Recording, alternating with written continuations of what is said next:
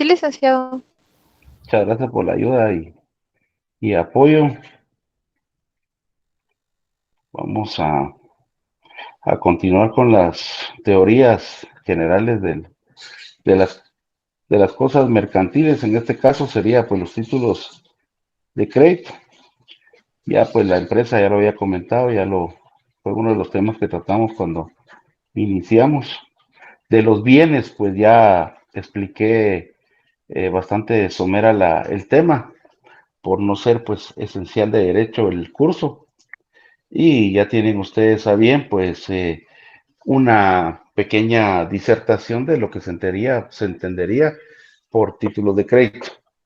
Esto, pues, esencial, sabemos que genera unilateralmente una obligación.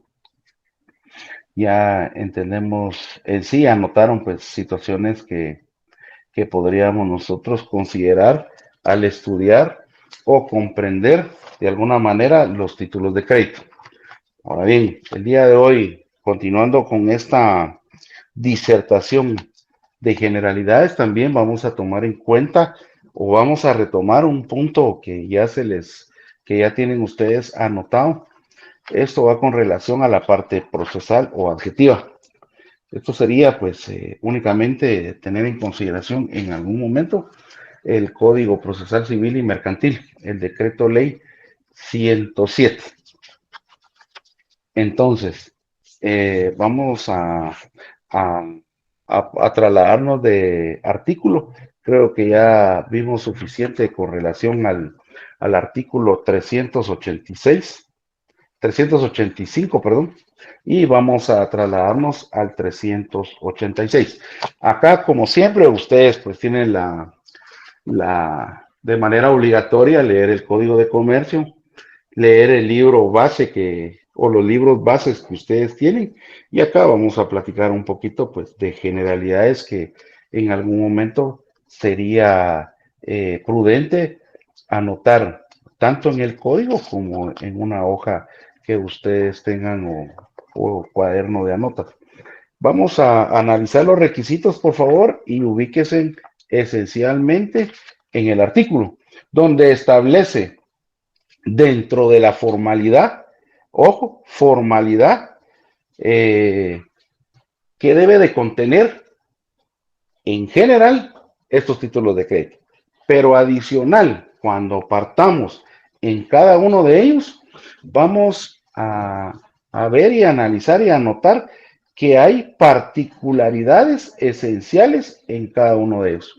Y que de hecho, al hacer falta algún requisito de forma o requisito esencial, en algún momento un título de crédito podría perder la eficacia. Entonces, para entender cosas mercantiles, nosotros nos ubicamos o retrotraemos los artículos y pasamos a anotar o a indexar en el 385 u 86 el artículo número 4, donde tienen en pantalla y ustedes pueden hacer valer ahí el código que contiene el artículo número 4 a los inicios de este código. Y vamos a ver que puntualmente tiene tres numerales, primero, segundo y tercero. Y esto fue una de las disertaciones que al final fue el inicio con que partí yo este tema. ¿No queda alguna duda con relación hasta donde llevamos, estimados jovencitos? Dijo artículo de formalidad, ¿verdad? Sí, No, bien. mire, pues, en el artículo 386, por favor, y 385, indéxenlo o únalos con una llave y van a poner a un lateral formalidad y requisitos esenciales. Porque, ojo, ya a esta altura vamos a diferenciar lo que procede de un requisito como tal ilegal, pero ya vamos a entender que al hablar de un requisito esencial per se, a la falta de él y no existir forma de subsanar, en este tema puntual de títulos de crédito, podríamos correr peligro de dejarlo ineficaz, o sea, sin naturaleza. ¿Queda claro, Lindsay? Creo que preguntó. Janina, licenciado, y muchas gracias. Ay, disculpen, es que la voz, disculpen, no, de ahí sí no quise ofender, es que solo tengo el celular y hoy sí no puedo ver solo la voz, disculpen. Muchas gracias, Janina. ¿Queda claro? Sí, licenciado, muchas gracias. Va, ahora de los artículos que les había comentado, que por favor ya tenemos ahí ustedes al inicio del título, que esta va conexa con la ley puntual de mercados de valores, ahí tienen los artículos que les había ofrecido. Anótenlos, por favor. Esto siempre en el entendido que ustedes como universitarios y profesionales, pues no es únicamente de leer esos artículos. De hecho, hay que repasar toda la ley, siempre en el entendido que cuando nosotros nos adentramos a esa ley, en los considerandos ya entendemos nosotros que son los principios. ¿Cuáles son los principios y la naturaleza que motivan esa ley?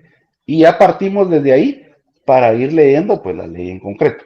Esto solo les serviría, o por favor, anótenlos donde tienen el título en el Código de Comercio, decreto ley 94, decreto número 3496, el nombre de la ley, y considerar artículos y anotan todos estos artículos. Me comentan si ya terminaron, por favor.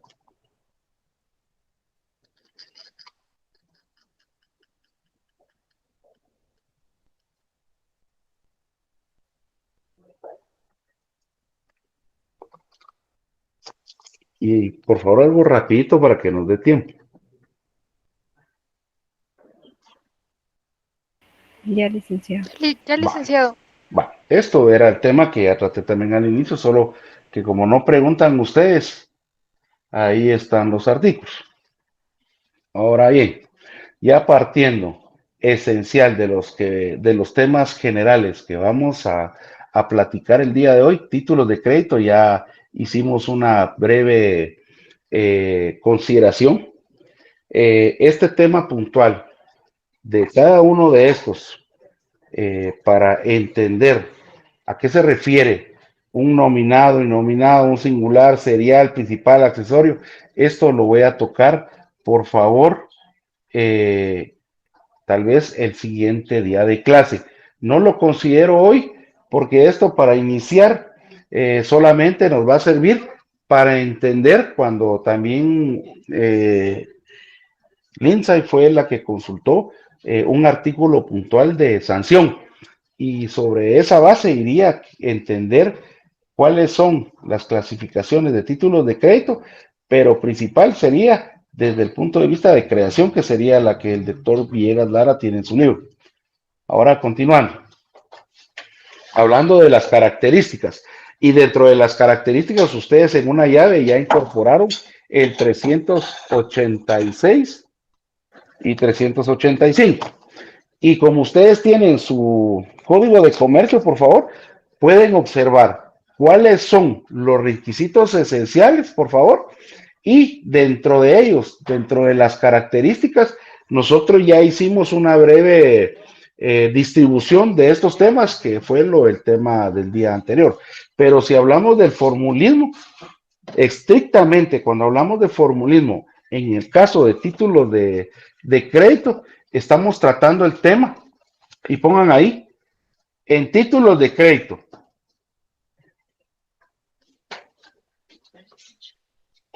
El formalismo consiste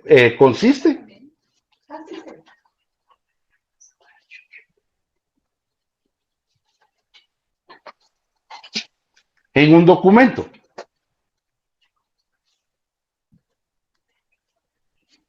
Es decir, que inclusive puede elaborarse en una hoja bond.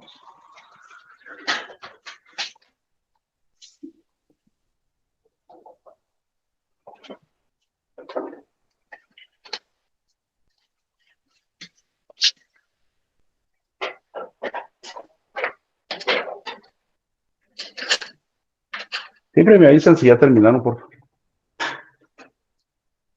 Ya, licenciado. Va, en una hoja bond, muchas gracias. ¿Por qué bond? Porque dentro de esta formalidad no requiere, desde el punto de vista legal, que deba de faccionarse o elaborarse en una hoja de protocolo. Pero de la misma manera, ya expliqué el día anterior, que vamos a encontrar en la praxis que se elaboran inclusive en hojas de protocolo, en una escritura pública. Pero tiene una razón de ser, ¿sí? No es únicamente porque nos cobren la escritura pública, sino que tiene una razón de ser procesal. Y esto nos va a llevar, inclusive para que ustedes tengan la iniciativa de leer los artículos que corresponden a los juicios ejecutivos. Y dentro de ellos van a encontrar dónde se adecua un documento que está realizado, elaborado o faccionado en una escritura pública. Pero bueno, entonces ya entendemos, formalidad, documento, ya lo resalté la clase anterior, esencial para títulos de crédito es poseer un título de crédito. Si no se posee, estrictamente estamos rompiendo la regla de formalidad. Ahora bien, esa misma formalidad nos lleva a que se cumpla con los requisitos legales. Y los requisitos legales son 5, que son los que tiene el artículo 386. Adicional, pongamos ahí, adicional, en ese artículo, considerar los requisitos de cada título en particular.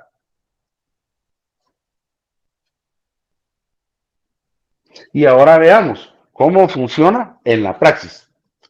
Lo adecuado en el ámbito profesional, nosotros como auditores públicos y quienes nos desempeñamos en el área de derecho, pues lo esencial como profesionales es que nosotros en nuestra práctica garanticemos a nuestros clientes en doble vía que se cumplen con los requisitos. Es decir, los 5 que tenemos en pantalla, los 5 que tienen ustedes en el artículo, adicional los que tienen cada uno en particular. Pero anoten y vayan enmarcándolos si quieren o subrayando los números, los numerales. Anoten el inciso o numeral segundo y cuarto. Y pónganle una llave o no tengo el nombre de otro tipo de enlacen esos dos o márquenlos con un color.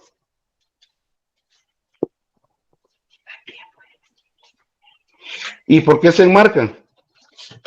Estos, pongan ahí, estos requisitos al omitirse se pueden subsanar. Es decir, se puede corregir.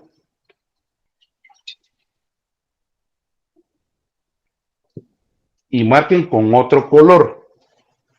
El 1, el 3 y el 5.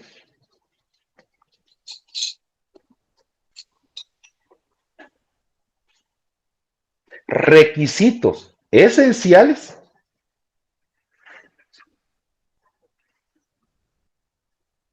que la ley no presupone.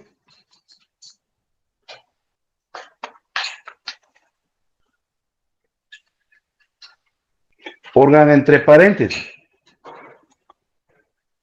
Peligro de ineficacia.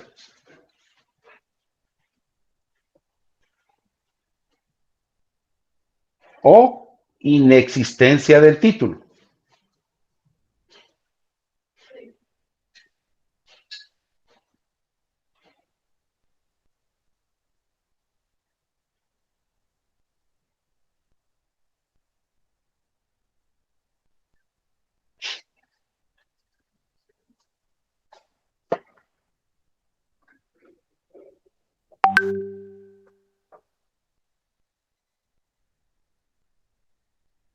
¿Ya?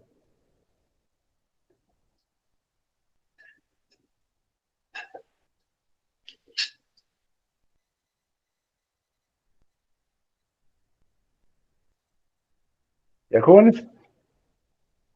Ya, licenciado. Va, vean pues, muchas gracias. Sí, avísenme ustedes porque si no quedo aquí esperando hasta eterna memoria y lo que quiero es aprovechar. Ahora bien, un ejemplo claro. Un documento no puede estrictamente faltar de firma, porque la creación del documento es en el lugar, fecha y momento exacto donde se está haciendo. ¿Se está fraccionando o se está creando? Entonces, el tenedor imposible podría tener esa firma posterior porque es en el instante donde se está creando, por fecha, por lugar, por intereses, por conveniencia y qué sé yo, lo que se les venga a ustedes en mente. Y si por alguna circunstancia, estamos hablando de la firma, posterior a la creación, firmara inclusive el creador, estaría faltando a requisitos esenciales porque no fue en el instante ni momento. Pero esto es un tema mercantil del área procesal, cuando uno pelea, solo pongo en realce. Pero podríamos también tomar en consideración el número 3. ¿Quién me lee el 3, por favor?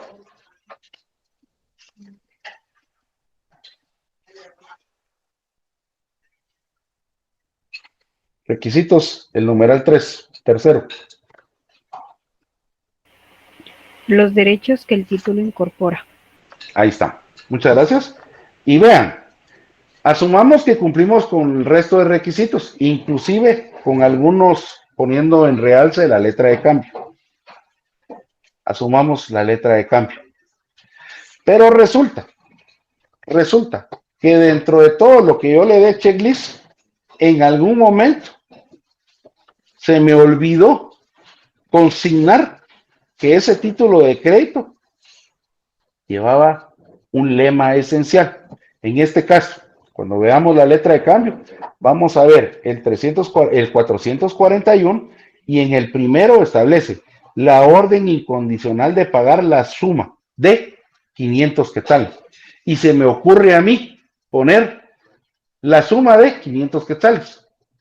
¿Qué sucede en la realidad? Por casos prácticos que hemos tenido por la fortuna de ver. En este caso, en el momento que crearon el documento, hicieron como les pongo el real, se les olvidó poner la orden incondicional de pago y solo pusieron por 500 quetzales. Al momento, el tenedor de intentar demandar a quien le debía, inmediatamente, indímine, fue rechazada la demanda. ¿Por qué? Por no cumplir un requisito esencial y legal. Entonces, para que vayan ustedes tomando nota, por qué razón es especial y esencial tomar en cuenta cada uno de estos requisitos. ¿Está claro la diferencia entre requisitos legales aunado a un requisito esencial y lo que repercute?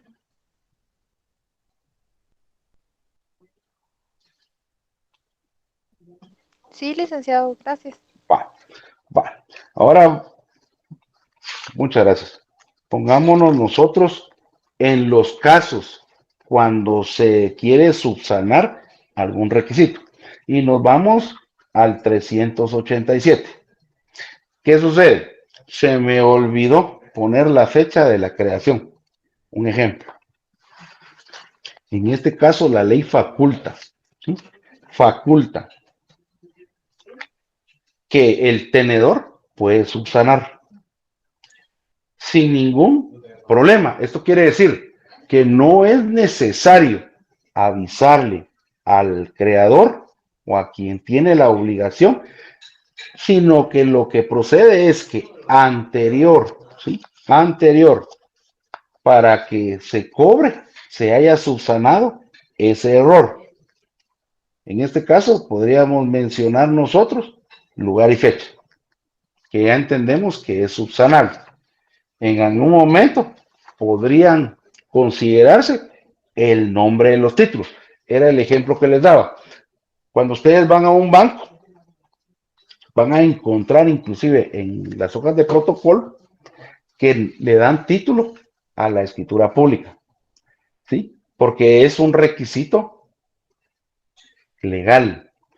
Pero en este caso, imaginemos que se me olvidó, entonces, como yo fui el que firmé, fui el creador, yo no puedo oponerme porque esta persona lo haya subsanado a posterior de firma. No existe problema. Pero ojo, ¿qué sucede cuando viene la persona que lo crea? El que tiene la obligación, ¿sí? La obligación de pagar, y sucede que esta persona quiere subsanar un requisito esencial. Muchas veces en defensa lo que se utiliza es que lo que se entrelineó al momento de firmar, ese es un punto, un objeto que altera la esencia del documento. Entonces, considerar, por favor, lo que sucede ahora, contrario o perjudica al tenedor cuando por alguna circunstancia algún profesional o él mismo considera que puede corregir la falta de un elemento esencial. Le podría perjudicar al momento de querer requerir el pago en una demanda civil. ¿Estamos hasta ahí, jovencitos?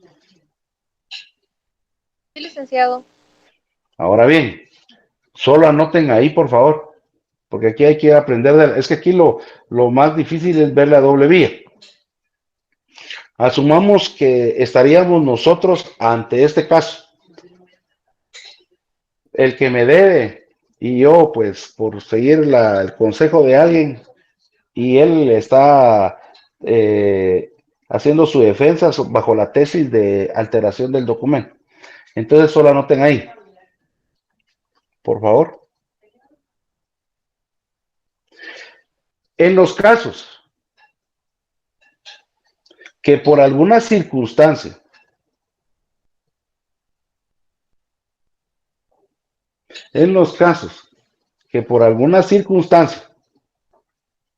sucedieron los ejemplos de subsanación, ¿ya entienden ustedes lo que estoy tratando, por favor? Me tocaría repetir el ejemplo. Considerar, pongan ahí, y esto remárquelo, considerar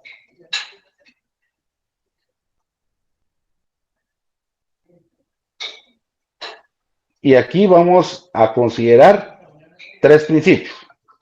El principio de literalidad, el principio de autonomía, el principio de buena fe, mercantil, anote, porque es ámbito mercantil, principio de buena fe,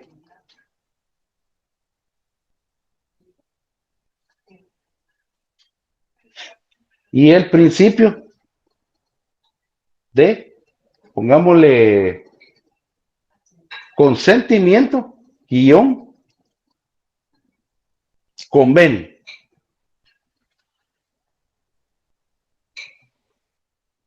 Estas serían las herramientas para contrarrestar la tesis de que se alteró el documento.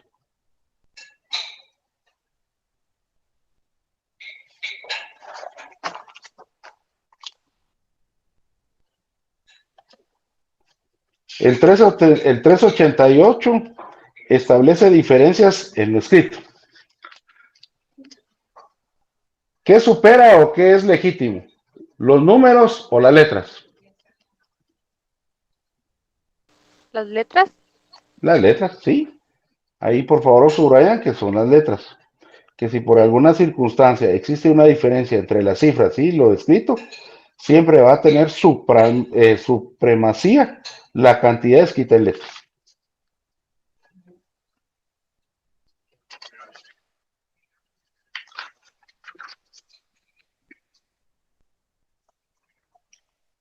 ¿Estamos hasta ahí, jovencitos? De mi parte, sí. Va. Ahora, muchas gracias. Ahora veamos. Ya entendemos, porque ya lo diserté, ¿A qué se refiere entonces la circulación de este tipo de documentos? Y vemos diferencias bastante notorias en los dos tipos de título que existen en circulación en el mercado guatemalteco. ¿Por qué? Porque cuando tratamos el tema de títulos valores o indiferente el nombre que tienen que ver con la ley financiera, vemos que es puntualmente en un mercado bursátil. Es un mecanismo legal con los corredores en la bolsa, como intermediarios, con el oferente, con el demandante y bueno, en el área bursátil. Pero en el área común, por decirlo de alguna manera, ¿sí?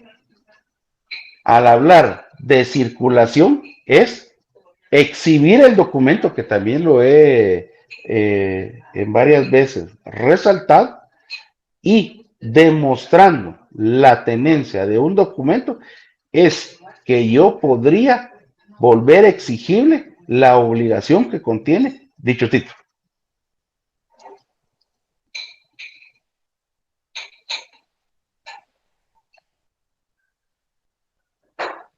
Y ahora, ¿qué sucede si por alguna circunstancia tengo necesidad yo de trasladar el bien o el derecho incorporado en el mismo?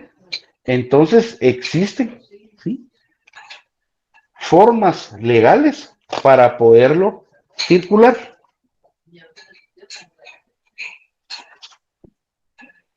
Y nos vamos a ubicar entonces. Si hablamos del 389, como lo comenté al inicio, para poderme yo legítimamente ser el acreedor de ese bien o ese patrimonio o ese derecho, yo legitimo la propiedad teniendo el documento. Y el creador o el obligado tiene la obligación per se restricta de pagarlo.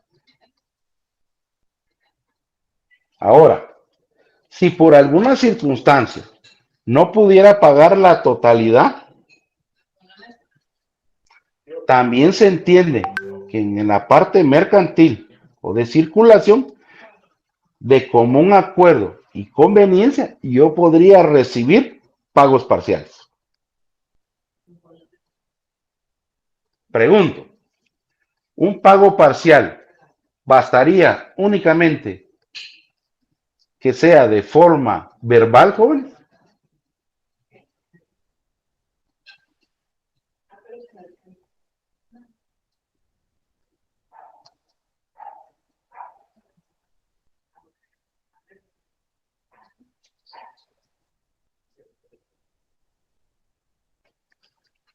Jóvenes, ¿cómo evitaría yo la mala fe acá?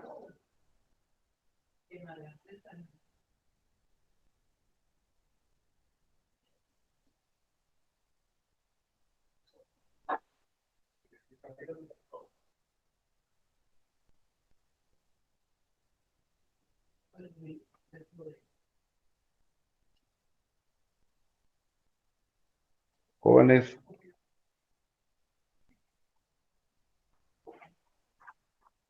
Pues en realidad no se debería aceptar que se haga un pago parcial sin documento que diga eh, que respalde el pago, pues. ajá, ahí está. Al hablar de respaldo, ¿a qué te referís? Porque no hay comprobación de que usted sí pagó esta cantidad parcialmente, porque ni siquiera ha terminado de pagar la deuda. Ah, va, pero ¿cómo harías tú para eliminar cualquier mala fe? Tal vez con la firma de un pagaré. Luis está queriendo hablar. No sé si Vaya, hablar. niña, gracias. No, no identifico, pero gracias. Luis, Yo no sé si estoy bien, pero aquí dice que menciona algo de un recibo. sí. Ojo, dos maneras para evitar la mala fe en casos parciales, porque en la praxis surge que el creador muchas veces no tiene para pagar la totalidad. Y a conveniencia, yo podría recibir un pago parcial. Entonces, ¿cómo se elimina la mala fe? Dos. Una, extendiendo un recibo. Y recordemos, puede ser un simple recibo. Y la otra sería, anoten,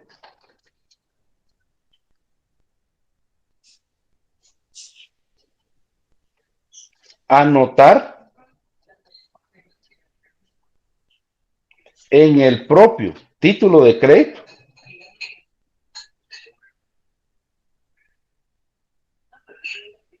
anotar en el propio título de crédito el abono.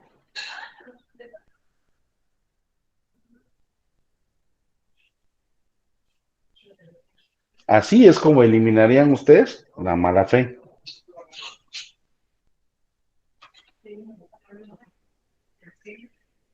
De no existir ninguna de ambas formas, entonces sí podríamos nosotros estar en un caso de mala fe.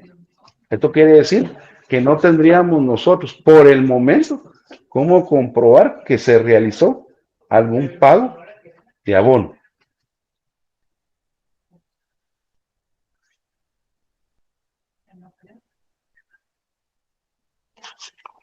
¿Estamos hasta ahí, jóvenes? Sí, licenciado. Sí, licenciado. Gracias. Ahora, 390. Los efectos de la transmisión.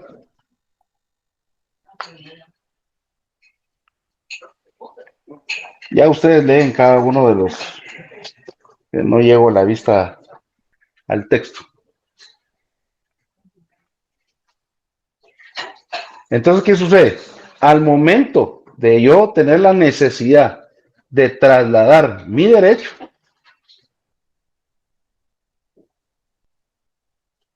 se traslada todo derecho que lo incorpora. Esto quiere decir que incluye el derecho principal y los derechos accesorios. Si hablo de un derecho principal y un derecho accesorio, ¿cómo lo interpretarían ustedes en un título de crédito? ¿Cuál sería el principal?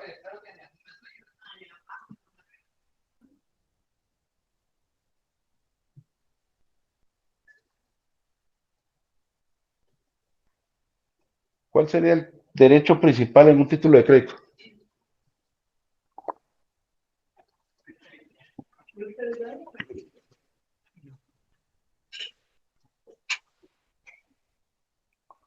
Joven.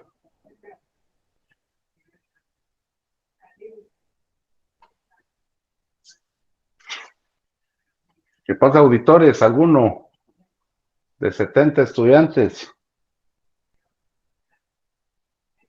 ¿La transferencia de un bien, licenciado? No, el derecho principal, ¿cuál sería? ¿Cuál sería ahí en el título de crédito? ¿Qué entenderían ustedes por el derecho principal en un título de crédito?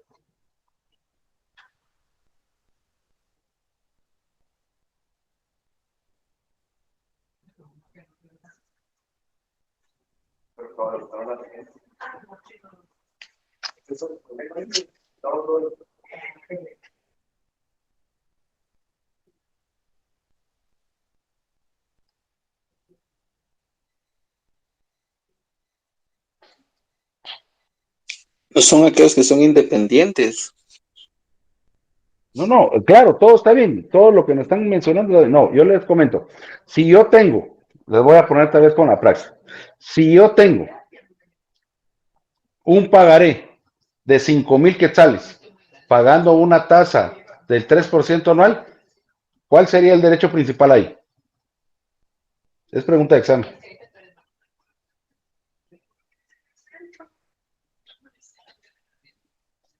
¿El interés?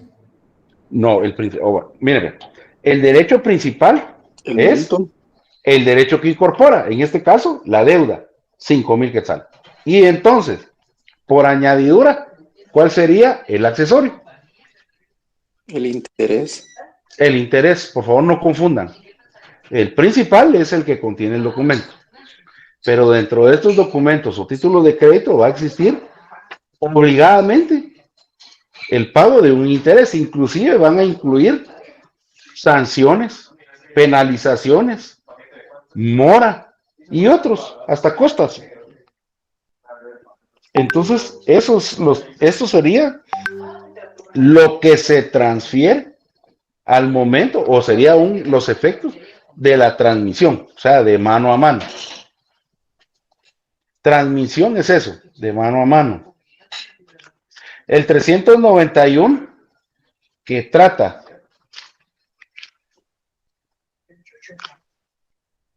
reivindicación o gravamen. Cuando hablamos de gravamen, ¿qué es, joven?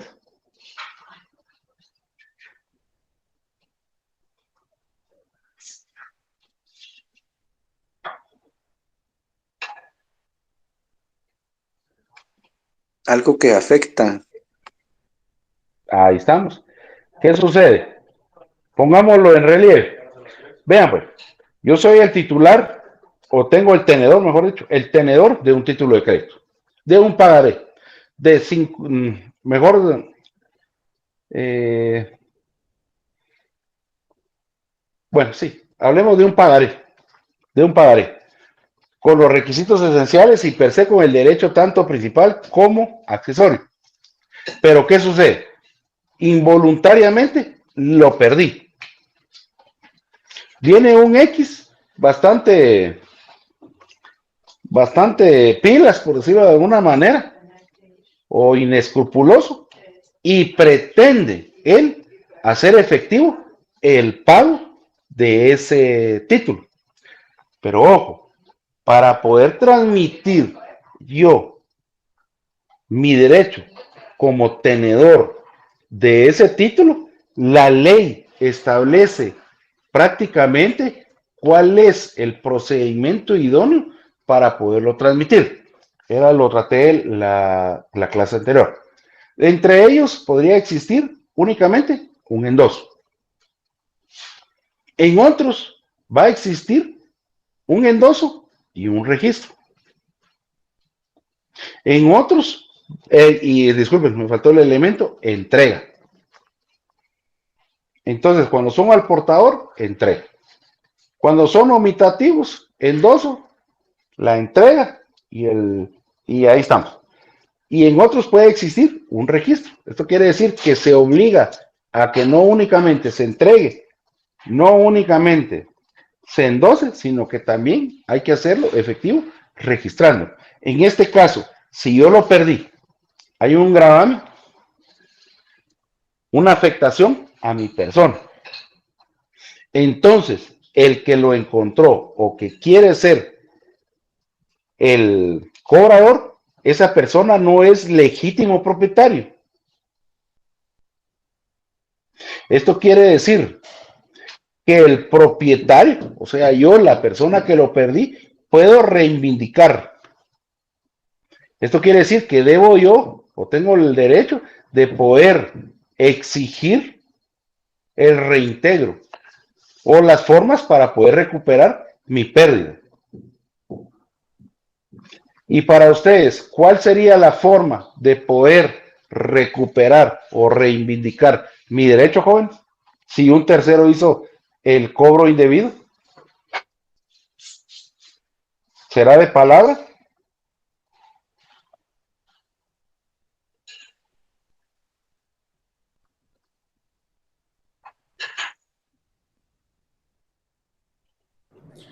Buenas tardes, licenciado. Disculpe, yo pienso, creo que estaré mal, pero bueno, creo que cuando es al propietario,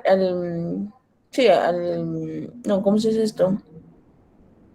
Al que cargue el tenedor en sí, puede cambiarlo, sea o no sea de una persona, me voy a entender.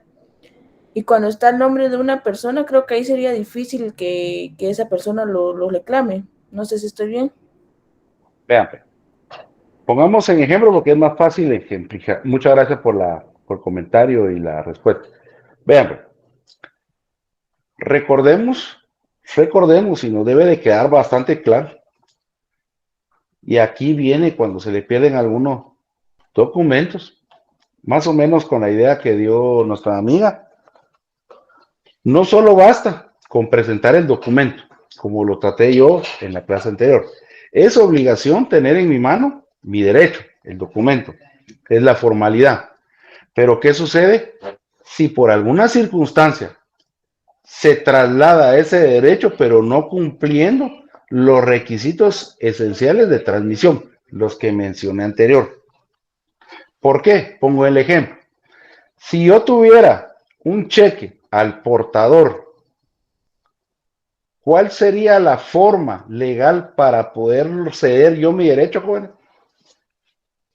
¿Endosarlo? Es al portador. Bueno, muchos lo endosan, pero ¿qué más? Entrego el cheque, ¿sí? ¿Estamos ahí? Sí, licenciado. Va, yo entrego. Mi voluntad es entregarlo. Mira, X, yo te entrego el cheque. No lo endoso porque está el portador, lo puedes cambiar. Esa es la forma legal, porque el procedimiento así lo establece. Pero ¿será que si yo en una mesa de restaurante pierdo un cheque, esta persona, un X, lo agarra, no da aviso al restaurante, no lo anula, sino que inescrupulosamente lo cambia en un banco, legal o ilegal?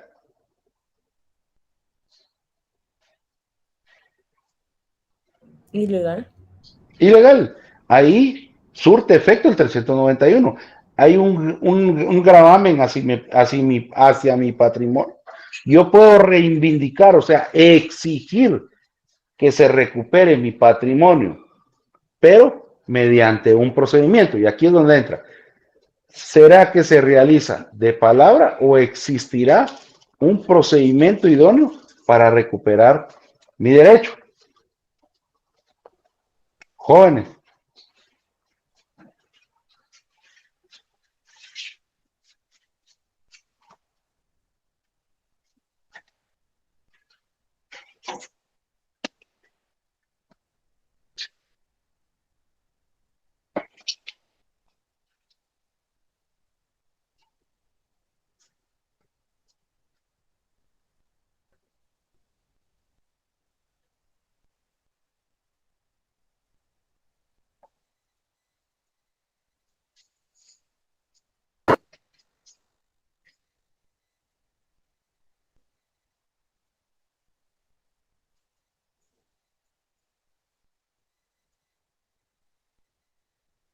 Para mí jóvenes, debería de haber un procedimiento.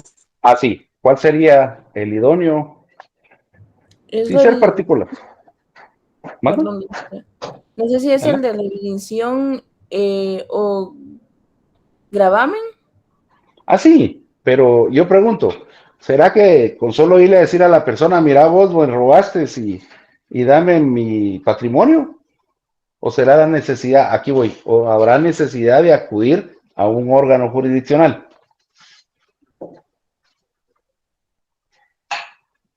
Juzgado, Es ante un Con un órgano juzgado. jurisdiccional. ahí estamos. Es ante un órgano jurisdiccional haciendo valer la reivindicación de mi patrimonio. Pongan ahí, mediante un procedimiento jurisdiccional.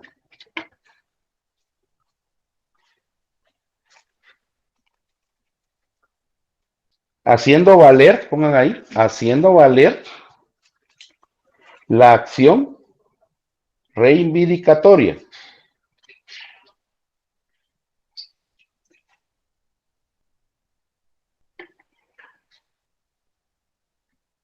¿Estamos?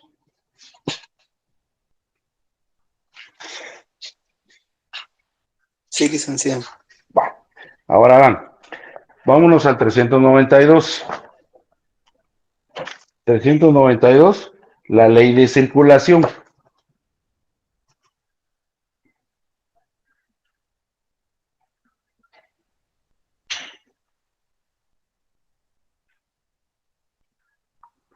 Acá es solo lo que tienen ustedes en pantalla. Y solo para hacer notar.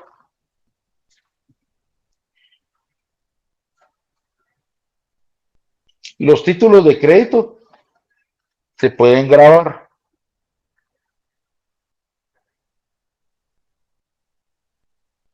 Esto quiere decir que se pueden utilizar en garantía prendaria.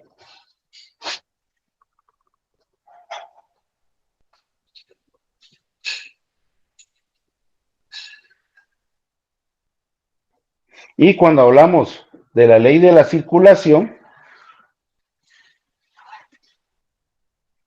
era lo que les comentaba. Si los títulos de crédito son nominativos, obligadamente debe de existir un endoso.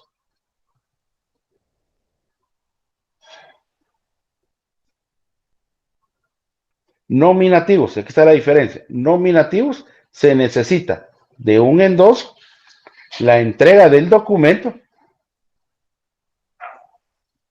y hay que hacer el aviso para el cambio de registros del creador.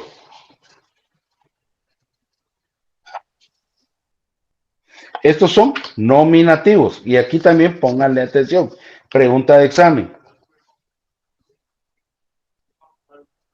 ¿Y qué sucede cuando un título de crédito es a la orden?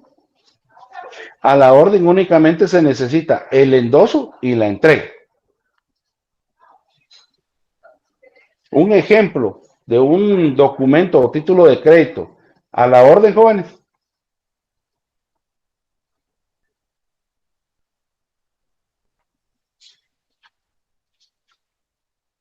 De uso común.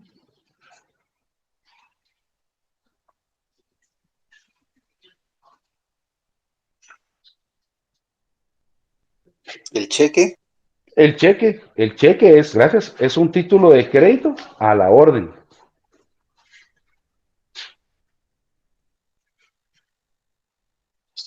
Y en la praxis lo podemos notar, únicamente se necesita el endoso y la entrega.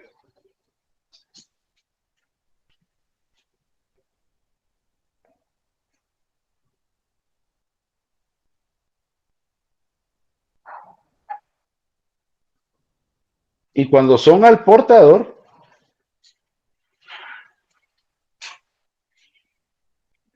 basta únicamente con la entrega del documento o título.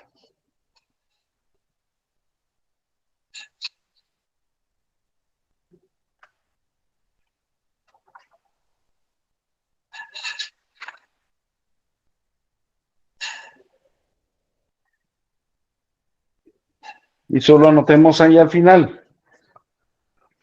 Quien tiene la facultad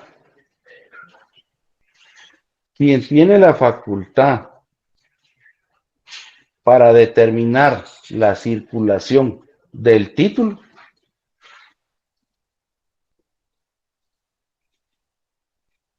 es el creador del mismo.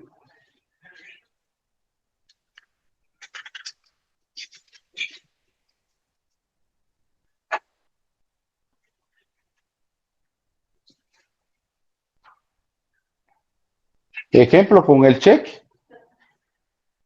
Yo soy el dueño del título de crédito. Voy a extender un cheque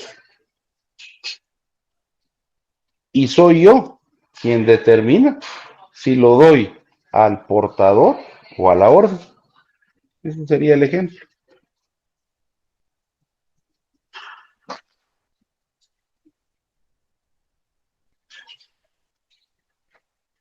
El 393, obligaciones del signatario.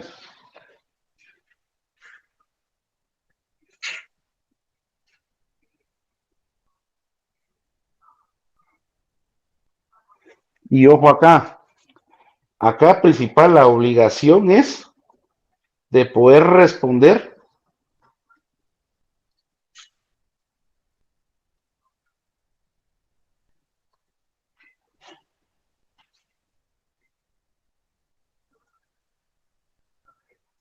la obligación principal del signatario es la obligación de responder. Y ojo, A ver, ¿quién me lee el final del artículo, por favor? Del 393. El del penúltimo, el último punto y seguido sería. Si sobreviene la muerte o incapacidad del destinatario de un título, la obligación subsiste. Ahí está. La obligación subsiste. Ahora, ojo. Y ojo con esto. Y esto se da en la práctica. Con las deudas, con los créditos.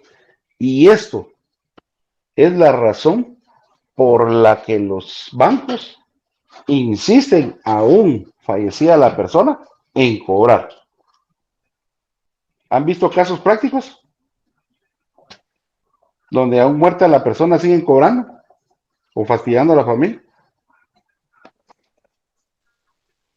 Pues yo no, Lick. ¿No? ¿Alguno?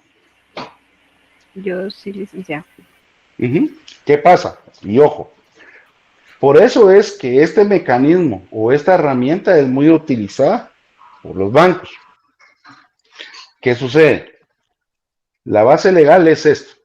La obligación subsiste.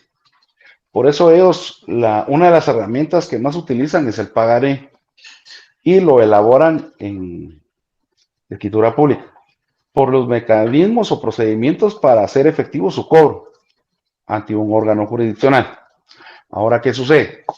Vagamente, y se lo digo vagamente, la general de la población piensa, o no sé si ustedes han escuchado, muerto el obligado, muerta la deuda. ¿Lo han escuchado? Sí, licenciado. Ajá, pensamos que así es, y no. ¿Qué resulta? Y anoten, esto último, la obligación subsiste. ¿Cómo es que funciona? Yo, Marlon Mérida, adquirí o creé un título de crédito, una obligación, pero resulta que con el tiempo, o en el lapso del tiempo, yo me enfermé de gravedad. Pero yo soy propietario de bienes. Esto quiere decir que poseo patrimonio para heredar. ¿Y cómo funciona? En el momento cuando los beneficiarios empiezan los trámites de sus derechos,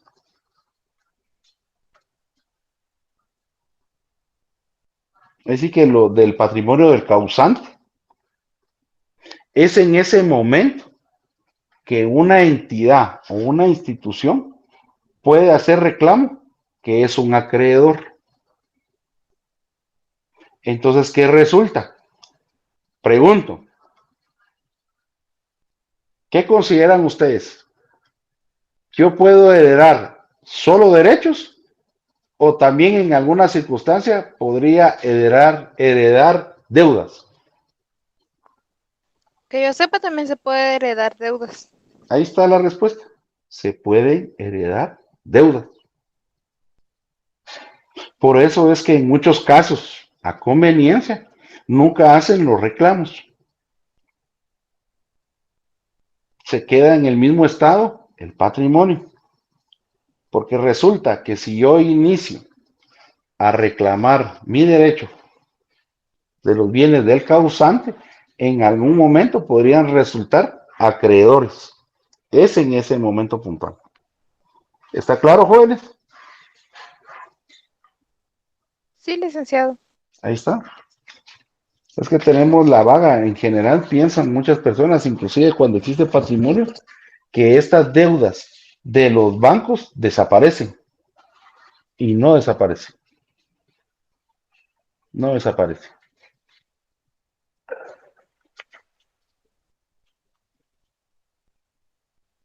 Podrían anotar ustedes si gustan lo que tienen en pantalla.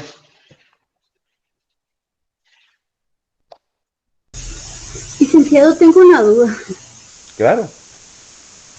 con respecto a eso, hay un tiempo para que la entidad bancaria reclame esa obligación. ¿Algún tiempo? Bueno, los tiempos están en los documentos. Un ejemplo, asumamos que está vigente el crédito. El banco tiene de prescripción el tiempo o lapso cuando termina la vigencia de ese documento. A partir de la vigencia de ese título de crédito, van a iniciar un procedimiento de cobro extrajudicial. ¿Por qué lo hacen? Para que no prescriba el derecho. Y por eso es que encontramos en el camino gestionadoras de cobro. Ahora bien, cuando la persona no llega a ninguna negociación, es al final, o no existe ningún tipo de convenio, ya inician ellos un proceso judicial, un idóneo, dependiendo del título que se esté reclamando. Ahora bien, les cuento, cuando este procedimiento está en el ámbito judicial, lamentablemente, aún existiendo los parámetros que están contenidos en ley de no darle trámite judicial pero esto es otra vez. Existen los mecanismos legales para poder hacer inefectivo un procedimiento. Les comento, en la praxis hemos encontrado un ejemplo, una deuda del 2001.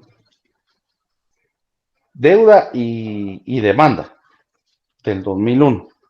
La persona fue demandada, nunca le puso atención, se encontraba, me imagino, trabajando, pasaron los años, no lo encontraba, tal vez le pagaban efectivo, no sé, y resulta que lo despidieron.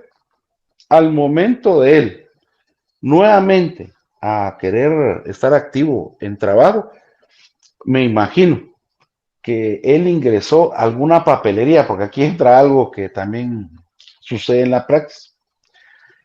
Los bancos, por ser un sistema financiero, se comparten la información. Me imagino que esta persona trató de ingresar un currículum vitae en una agencia bancaria, en un banco, o inclusive en la superintendencia de bancos.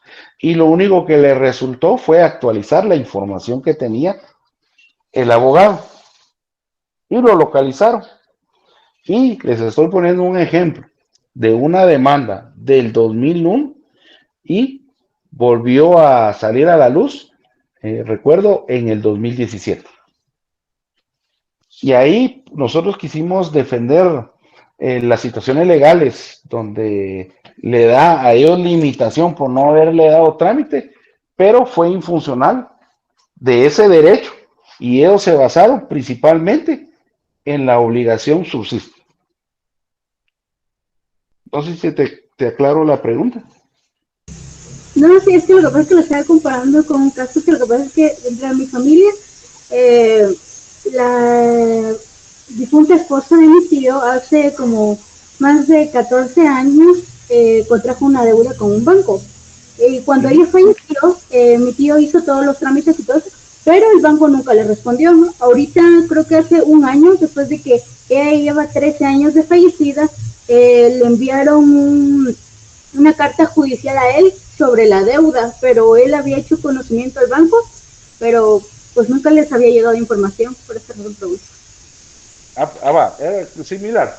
Ahora bien, la persona falleció, el esposo notificó, así es, ¿verdad? Sí, licenciado. Pero lo que sucede es lo mismo, que el problema que existe en estos casos es que el banco va a persistir, por el ejemplo que puse, si existieran bienes, en este caso, de la causante, ellos van a intervenir inmediatamente si existiera un procedimiento para hacer reclamo de bienes, para adecuarse ellos como acreedores.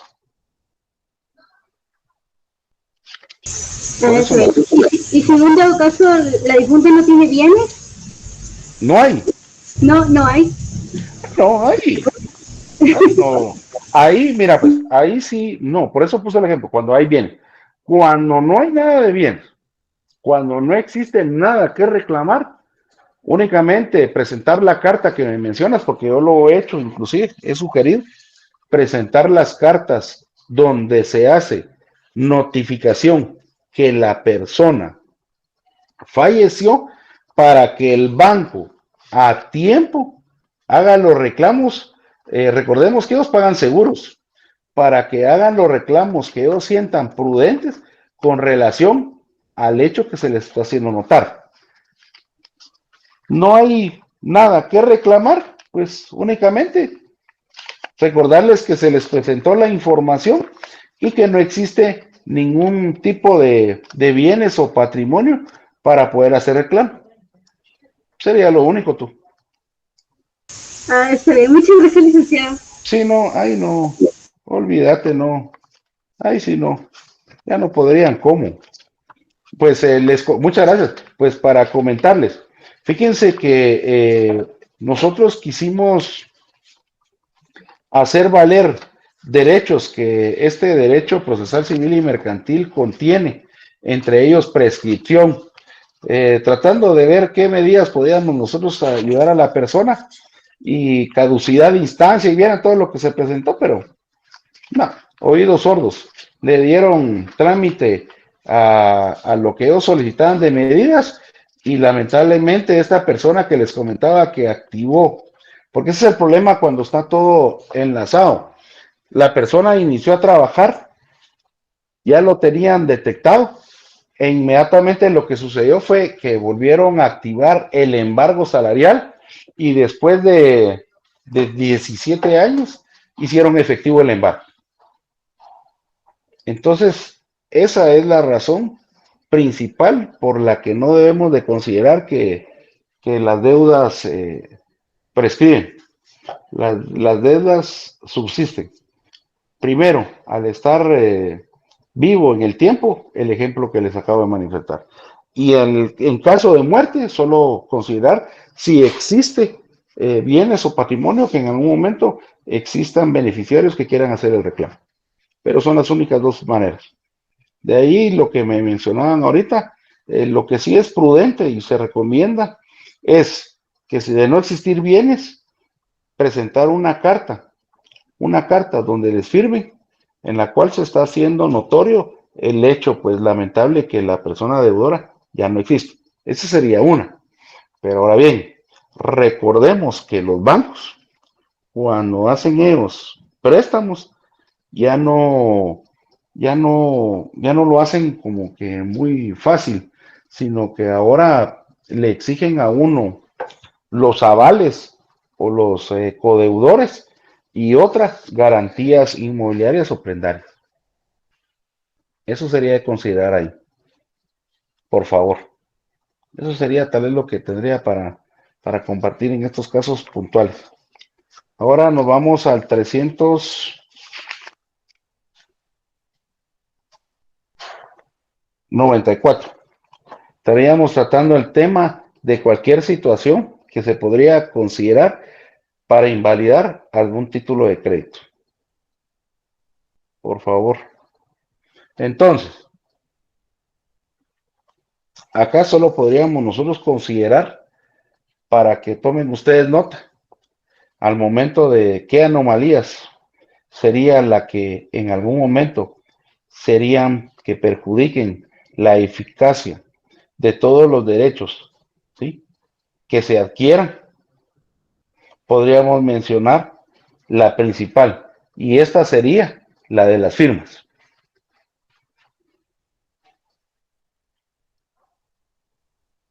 Las firmas son las que muchas veces se ha encontrado en la praxis inconvenientes. Un ejemplo, era lo que les comentaba. Las firmas falsas. Uno. Esas, aquí preguntaron cuando había fallecido una persona y cómo se podría hacer valer si es o no la firma de la persona. Aquí entra en contexto para poder demostrar, pero estamos hablando situaciones donde, bueno, según el valor del título. o que estén dañando un honor, porque el honor lo dañan ellos cuando le perjudican a uno las situaciones en el ámbito general, porque les comento, cuando vienen las deudas ya no solamente queda estrictamente en un cobro extrajudicial o judicial, sino que lamentablemente ya le perjudica a la persona en su dignidad. ¿Y cómo le perjudica? En sus referencias. Ya las he puesto en contexto, perjudica las referencias laborales y en algún momento anticipado podría perjudicar la estabilidad laboral. Entonces, les voy a poner un ejemplo que es del OJ y ese también lo analizamos. Y es bastante claro cuando uno tiene a la mano o cercanía con personas inescrupulosas. Y vean cómo funcionó este tipo de situación, que aquí pues una de ellas sería estas anomalías. Sobre esa base y vamos a tratarlo. Una persona que trabaja en el OJOT hizo un préstamo en un banco X. No damos el nombre porque al final no es el banco, son los personeros. Esta persona tenía una deuda, pongámosle de 150,000 quetzales, en la cual pues ella estaba al día de sus pagos y no existía ningún tipo de problema. Pero resulta que con el tiempo le hicieron la notificación que los abonos que ella estaba dando no eran suficientes por el monto de la deuda. Y de no hacerlos efectivos, tenía que ir a negociar, lo que hemos tratado el tema acá, de ir a renegociar o hacerlos efectivos de forma inmediata. Vino esta persona y se acuerpó al banco. Y resulta que la deuda de 150,000 quetzales que tenía ella claro y clara sus cuentas con el banco, había aumentado en un 100%. Ya la deuda no eran 150,000, la deuda eran más de 350,000 quetzales por el atraso. Y al indagar, y ojo aquí porque ustedes son auditores, al indagar le habían autorizado una ampliación de crédito. Y acá situaciones que llamaron la atención en el caso, en su oportunidad. Ella no estaba enterada, no había firmado, no había recibido el dinero. Y resultó que al hacer la previa investigación, cuando teníamos a la mano el caso, ella tenía mucha confianza con un compañero de trabajo del mismo OJ. No sé qué tanta confianza, pero resulta que hizo conexión con un personero de ese banco y ya no logramos determinar cómo era que había recibido la plata. La cuestión es que en 3 meses le llegó el llamamiento a esta persona y en ese caso concreto era que había que hacer valer en el órgano jurisdiccional de forma anticipada, porque en este caso era de forma anticipada para hacer los llamamientos al banco. Ahora, ¿qué resulta? ¿Qué resulta? Ustedes como auditores, que era una de las propuestas que se estaba haciendo.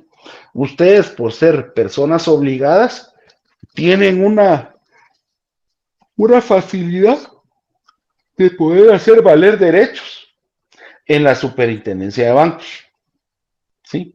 Los trámites que ustedes realizan ante la superintendencia de bancos tienen más, tal vez no es que tengan primacía, sino que tienen más realce por esa característica que tenemos los auditores. Entonces, ojo, esto podrían verlo ustedes como solución, y ya les hice mención en algún momento que me hacían el comentario que en la superintendencia podía llegar uno a pagar una cantidad sin lo que ellos cobraban. Sí, se puede. En el caso de ustedes como auditores, por ser personas obligadas, le podrían tener esa facilidad siempre y cuando, les comenté, justifiquen bien su causa, el escrito. Y segundo, presenten las pruebas idóneas. En este caso, podrían tomar ustedes este procedimiento como un procedimiento extrajudicial. ¿Por qué razón? Porque en estos casos puntuales, que era el de la señora, que ya no seguimos por el caso por falta de pago, era la idea puntual, primero, hacer valer el derecho de ella, que en ninguna manera había cumplido con los requisitos esenciales, entre ellos, pues los que acabamos de platicar acá, y el primordial era el de la firma, el del principio de, los principios que les dicté, el de buena fe, mercantil, pero en este caso era buena fe, habíamos hecho consentimiento y convención, y los mismos principios que les hice mención a ustedes, y en ese caso, ustedes como auditores, tómenlo en cuenta. Podrían tomar en consideración como un trámite extrajudicial, meter la papelería para hacer valer, ¿sí? Para hacer valer, ahí sería, para hacer valer la eficacia, y recuérdenlo ahí, anoten ahí, para hacer valer la eficacia del título de crédito, hacer valer la buena fe y sobre todo garantizar la seguridad jurídica en el tráfico de títulos de crédito. ¿Por qué razón les digo esto? Porque en el caso que les acabo de hacer mención, esa ampliación del crédito, utilizaron la herramienta del pagaré. ¿Estamos hasta ahí, jovencitos? Sí, licenciado. Sí, ahí estamos. Creo que por tiempo ya la garganta ya la tengo seca. No sé si existe alguna duda hasta donde vamos, jovencitos. Yo, licenciado, disculpe, una pregunta. Sí, claro. Acerca de eso, lo que estaban hablando, los títulos de crédito y todo eso, una pregunta, póngale que, como dice que las deudas se heredan, ¿verdad? Entonces, Sí. si en caso una persona quiera poner a nombre, o sea, ya en vida, puede poner el nombre a sus hijos o a sus papás, ¿es legal o ilegal? Va. Ahora, bien, ese tema es interesante. Permítanme, voy a quitar la... Por eso es bonito que hagan dudas. ¿Me escuchan bien todavía, verdad? Sí, licenciado.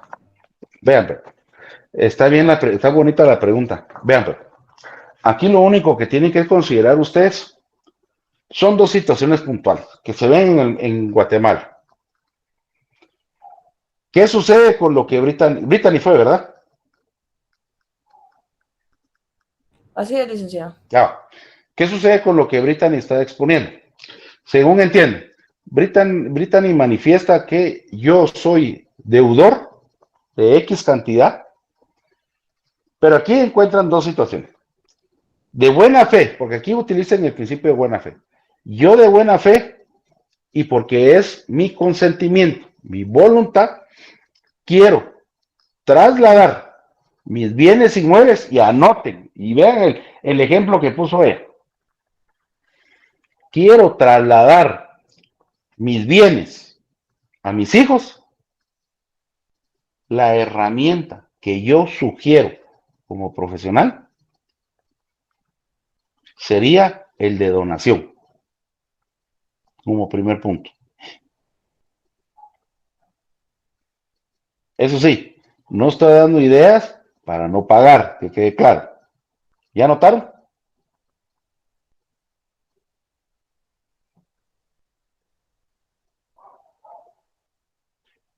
Ya, licenciado. Vean por qué. Vean por qué. Eso, bueno, mejor les voy a decir por qué donación. Vean, pues, eso sería el primer situación que yo evaluaría. Segunda, debe de quedar bastante claro que yo como ser humano no tengo la intención ni la mala fe de no pagar. Deben de demostrar ese punto. ¿Por qué razón? Anoten ahí.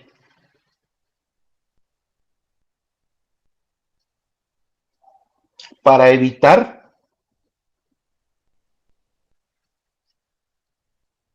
situaciones judiciales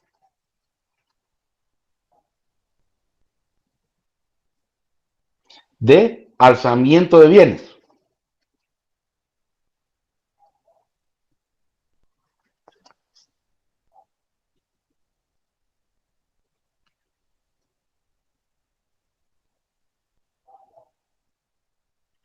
Porque la entidad, ahí estamos, alzamiento de bienes. Bueno, ¿por qué resulta?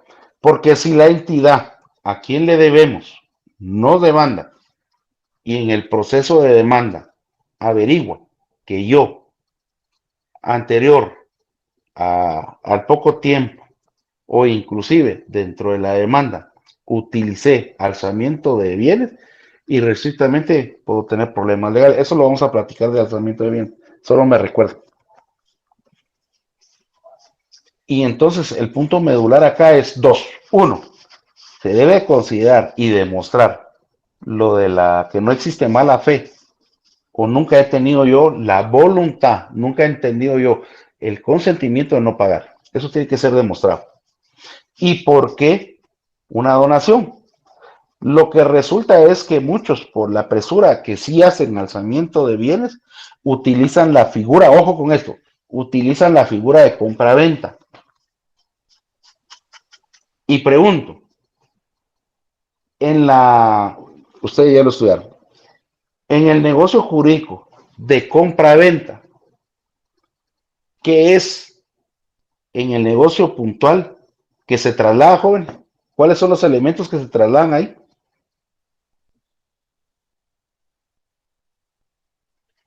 La cosa, los Ajá, ¿y qué bienes. más? Ajá, ¿y qué más? El dinero. El dinero. Hay un intercambio entre la cosa y el dinero. Por eso es que hay que tener mucho cuidado, por eso digo, no estoy dando yo ideas para no pagar. Hacen una compraventa por la presura o el notario, eso es lo que les sugiere. Y resulta que cuando están con el juez, al momento de dar pruebas, no existe el intercambio de esos bienes. ¿Por qué? Porque es en una sola vía el traslado. No hay un intercambio de dinero y bien. ¿Qué resulta con la donación, jóvenes? ¿Por qué donación? Porque es el único que no pueden tocar los bancos o lo que sea, es el único bien que va directamente.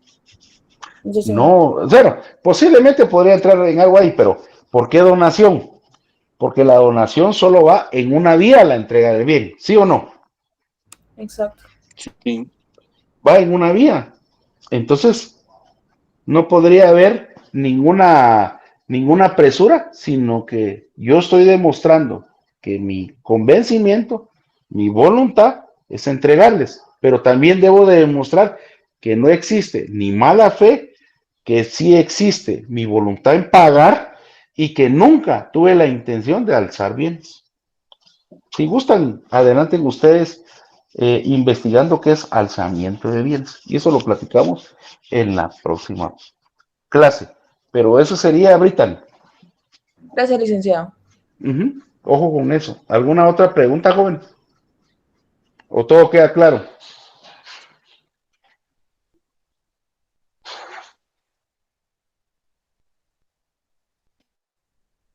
¿Está todo claro?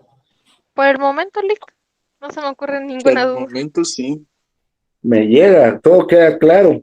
Ahorita voy a ver los exámenes. ¿Ya evaluaron, jóvenes? Sí, licenciado. Sí, ya Ya terminamos. le- Es que así veo lo de las notas, por favor, que también no me gusta dejar toda última hora. He tenido mucho trabajo, pero ahí vamos saliendo poco a poco. Muchas gracias a todos. Espero con los ejemplos, yo trato de ejemplificar para que sea bastante claro. A veces les hago consultas a ustedes, pero es para que ustedes también me apoyen con su lectura, que máxime cuando no tengo antiguos no leo, pero ahí vamos. Entonces, ¿cuál sería el último tema que vimos, jóvenes, si estaban prestando atención?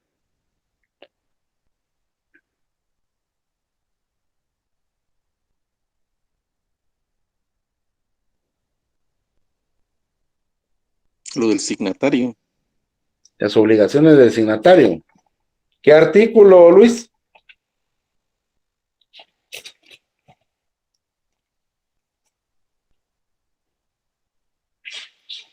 El 394 es el que estábamos tratando. Anomalías que podrían invalidar. Yo puse el ejemplo de anomalías que van a encontrar en el campo. Entre ellas, la firma.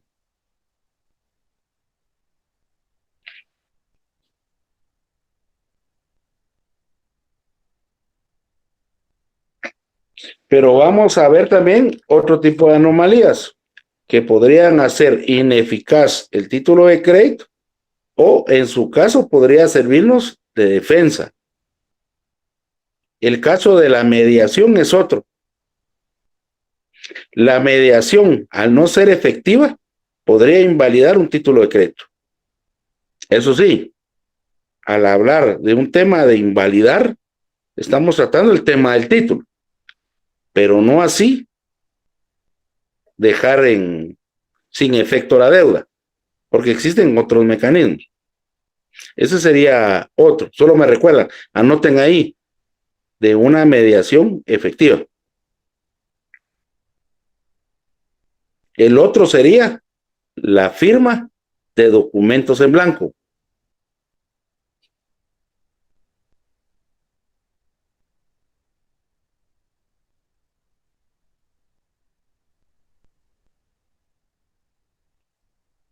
El otro tema que sería tratar aquí también, pero no que invalida, sería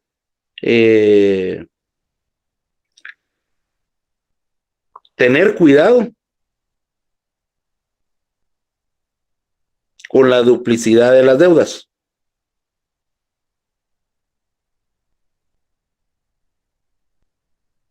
¿Quién anotó? Para recordarme. Yo lo tengo anotado, Liv. Vaya, por favor me recuerdan y vamos a tratar el tema, cómo es en la praxis, estos temas puntuales, el de la mediación, el de los papeles en blanco y el de la duplicidad de las deudas. Por favor. Muy bien, licenciado. Entonces hasta ahí estaríamos, jóvenes. Para mí fue un gusto saludarlos y primeramente Dios, nos vemos el próximo día de clases. Adelante, Selvin. Solo con una consulta con lo del video. Es que fíjese que Los plancheros. No lo podemos subir al mismo Drive porque un compañero de mi grupo fue el que hizo el video y se le arruinó su compu y ahora ya no puede entrar a esa carpeta. Entonces, no sé cómo enviarle el video. Bueno, la solución ya la di. Un Drive y mandarme. Vean, recuérdense que se los comenté. Vamos a hacer un portafolio. El portafolio debe de contener en una hoja, en un Drive, los trabajos que yo ahorita que ya evaluaron, voy a pasarles ahí en la general solo recomendaciones. Ya no me da tiempo, ya no nos da tiempo. A mí me hubiera gustado con ustedes ver más de la investigación porque ya se dan cuenta que sí sirve, inclusive en resolver casos. Y bueno, en todo sentido sirve. Pero bueno, los videos tienen que tenerlos en un formato MP4 y lo vamos a cargar en una carpeta con los estimados coordinadores del 1 al 8. Esa carpeta debe de contener primer trabajo, segundo trabajo, tercer trabajo y video 1, video 2.